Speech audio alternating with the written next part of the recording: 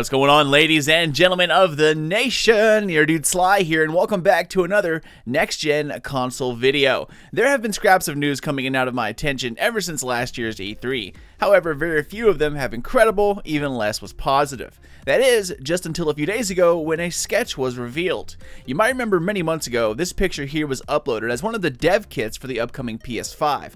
I wasn't so sure about the console itself, but the controller, that looked like it could be definitely plausible. Well, now we have a non-official but reliable confirmation of what the upcoming PS5 dev kit looks like. And even though there are no official pictures of it, a Dutch website called Let's Go Digital took that developer-created sketch and then designed a mock-up of what it could look like based on what they saw. Usually dev kits are mostly function over form, more memory, a bit larger, more ports, and some smaller quality of life improvements to help devs test out segments of games and bugs, etc. However, if you look at history, a lot of dev kits mimic the final form, at least some of them do. And this interpretation right here could be somewhat similar to what PlayStation fans will be seeing here in 2020. Now, one thing about this dev kit though, people have already been complaining about its size, which is something I never really understood, size of consoles. I mean, it's meant to sit still on a desk or hutch or whatever you have and then turn your TV on. That's it. I think it's more of like a, hey, look how much smaller this is than that, blah, blah, blah, we win type of thing. But with next-gen technology crammed in there, you're pretty much getting a modern-day PC stuffed into a small console form.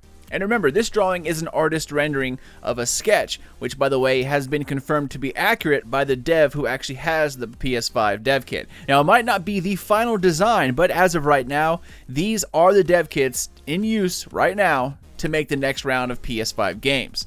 Now, one thing you can notice right off the bat, cooling. If those are indeed cooling vents at the top, I can absolutely believe that. For those who own an Xbox One X, you hate it in the summer, but love saving money on heating in the winter.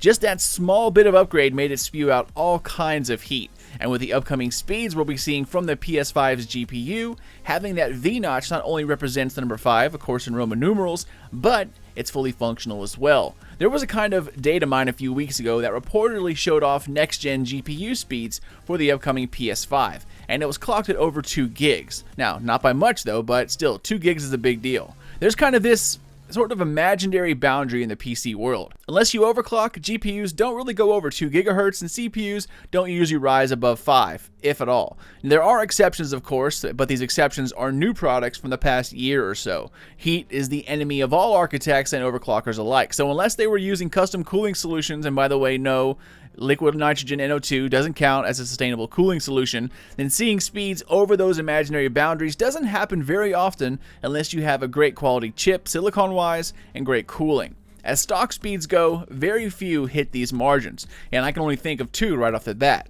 So with this GPU hitting this kind of speed, it's going to take a huge amount of cooling, and to keep prices low, I'm sure it's going to be loaded with radiators, vapor tubes, and fans.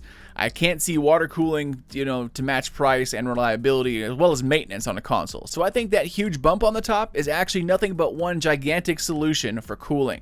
Once again, we won't know for sure what kind of speeds we will hit officially or what the final product will even look like. And as a kind of callback to my last console video, there was another leak from an internal memo stating that the PS5 will be fully unveiled in February 2020 at a quote-unquote PlayStation event. So it'll be a while until we officially see this beast.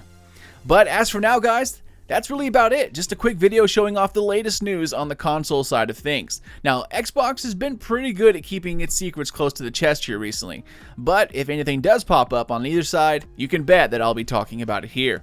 Anyways, I'm out of here, y'all. As always, thank you so much for watching and for supporting Sly Nation. Spank the thumbs up, but only if you enjoyed yourself, and if you want to keep up to date, feel free to check me out on Twitter or Facebook at Sly Nation or Sly Nation Gaming on the FB. Take care, guys, and keep those eyes open for more vids coming out here soon. But until then, this is your dude Sly, and I'll catch you all next time.